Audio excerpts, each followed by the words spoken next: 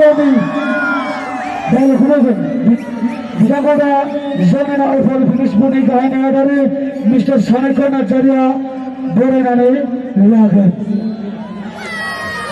गाहाय नेहाथारि एबा सेक्रेटारि बिथाङा बरायना लागोन।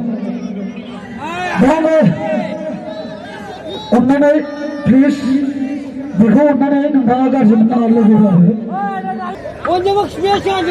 लाजाखाया बे जायो होनदों बे मानसिनि खहाया यांगाबो गोरोबथा आच्छा गलांनोबो नागिरो नै स्टेजआ बारादा फावसो होनदों आंखौहाय ओमफ्रायहाय दिनैनि नैबे आइफवालि पिकनिक स्पटआवहाय नुजाथिफैनो हानाय बै हिन्जाव मोननो रोङै अखन्दा बोरायफोरनिसिम आंनि गोसो गोरबोखौ जासिहरनाय थाबाय। लोगोसेयावनो गुस्थि गोजा गोजा जालायनाय गय जानानै खावलाय थनख्रेबग्रा बुरैफोरनिसिमबो आंनि गोसो गोरबोखौ बावहरनाय थाबाय। आरोबाव केटिएम बाइकनि टायार मोनामसुग्रा सिख्लाफोरनिसिमबो आंनि आफाखौनि नालि मोनामनायखौ जासिहरनाय थाबाय। बेनि अनगायैबो लास्टआव बाइक साखावनानै उखुन्दैखौ नारायण मोनामोग्रा सेंग्राफोरनिसिमबो आंनि गोसो गोरबोखौ बावहरनाय थाबाय।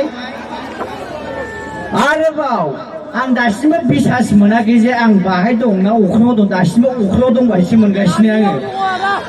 मानोना नोंथांमोना जे आंखौ इसिबां खम समनि गेजेरावनो हाजासे सापर्ट खालामनानै ओरैबायदि गोजौ लेभेलसिम लानानै फैबाय, दिनै बे जौसाङाव गाखोलायनो हानाय गोहोआव फैबाय आरोना।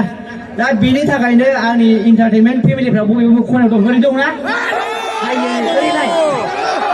ओरैलाय आइयै गासिबो इन्टारटेनमेन्ट फेमिलि भिडिअ ना बेवहाय सोरबा सासे खिफिया थागोन बे ओरै साइडनिफ्राय बोरैबा आंनाव नारायण मोनामबोगासिनो दै बारा जाबायदां ओरैनो खिफिनाया ओरैजाय माने गोमनाय खोनागासिनो आरो आं बोरैबा होननाय खोनादों एसेनो। ओमफ्रायहाय आइफवालि पिकनिक स्पटआवहाय फार्स्ट टाइम गाखोफैजेनबाय, मानो होनबा आङो बाहाय फैफेराखैमोनबो। ओमफ्रायहाय फार्स्ट टाइम फैनानै माने ओरैबायदि गाहाम नांबाय होनो नामा नोंसिनिया, जोंना मोजां मोनबाय होनो आरो ओमफ्राय नोंसिनिया गाहाम मोनबाय होनो नामा। मेगना आन्दायजोब्बाय आंना बबेहाय नायदों बायदि मोनगासिनो आङो। ओरै नायसै नामा एसे ओरै ओरै ओरै जायाखै होनबा आं बिदि नायनानै रायज्लायसै ना जागोन दा। गोदो बिमाया मारै होनोमोनलाय जोंना, नोंसोरथ' मिथिखागौ। आंनो नोंसिनि अडियन्सनिफ्राय नोंसोर आंखौ मा इन्ट्र' होजानो लुगैयो आंनो बेखौ नांगौ। नोंसोर आंखौ मा डायलग होग्रोनो आं बेखौ होगोन। दे सोरबा बुंहरनाय ओरै एसे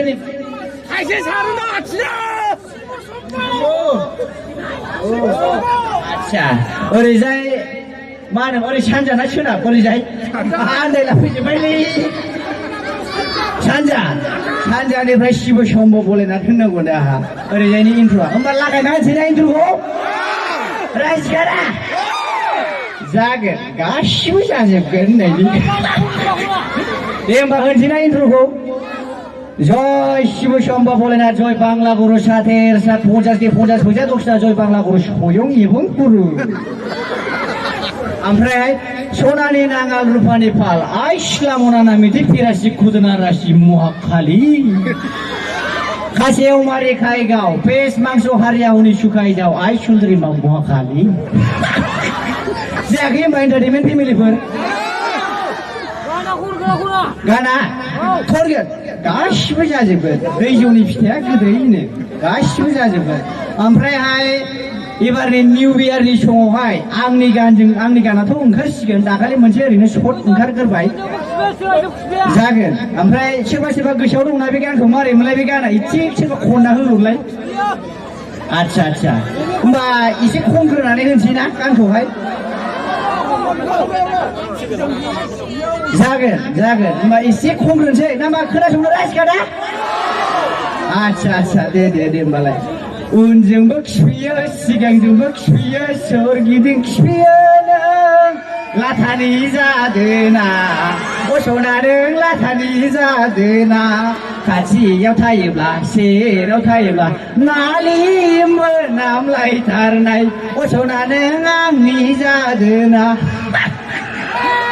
जायाखै होनबा इन्टारटेनमेन्ट फेमिलिफोर आच्छा ओमफ्रायहाय माने नै इन्टारटेनमेन्ट फेमिलिफोर मानो होनबा जोंहाथ' गोबां आर्टिस्टफोर दंबावो बाहाय गिदिर गिदिरनो माने आङो गारि सायाव गारिजोंसो फैयो नालाय एकदमबारे जेरै जेरै गेस जाबोजोब्बाय आंना उदैया दासिमबो रिसार्च खालामाखै आरोना आङो माने नोंथांमोना रावबो बेनिफ्राय थांथ'नो नाङा आं दाबो मेन बुस्थुखौनो खालामाखै आं मोसाबावगोन गानबो खनबावगोन आङो दाहाय मानो होनबा आङो दाबो रिसार्च खालामग्रोआखै नालाय ओमफ्राय आं एसे नैबेखौ जन्थर मन्थर उदैखौ रिसार्च खालामग्रोनानै लानाय आरो दा रिसार्च खालामखांनानै नेक्स्टआवहाय आङो गाखोफैफिनगासिनो नायनो थाखाय रेडि जोबखादा होमबा रावबो थांथ'खायाना नेबाय थागोन दा आइफवालियाव फार्स्ट टाइम फैजेननानै आंखौ नेबाय थागोन होननानै आंनि इन्टारटेनमेन्ट फेमिलिफोरखौ आसा खालामनाय थाबाय आं एसे उदैखौ रिसार्च खालामहोनानै लानि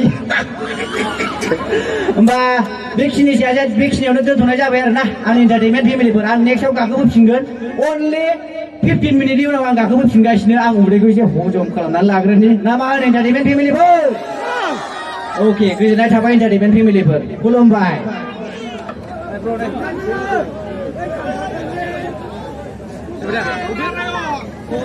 रिसार्च खालामनाय जोबदो उदैखौ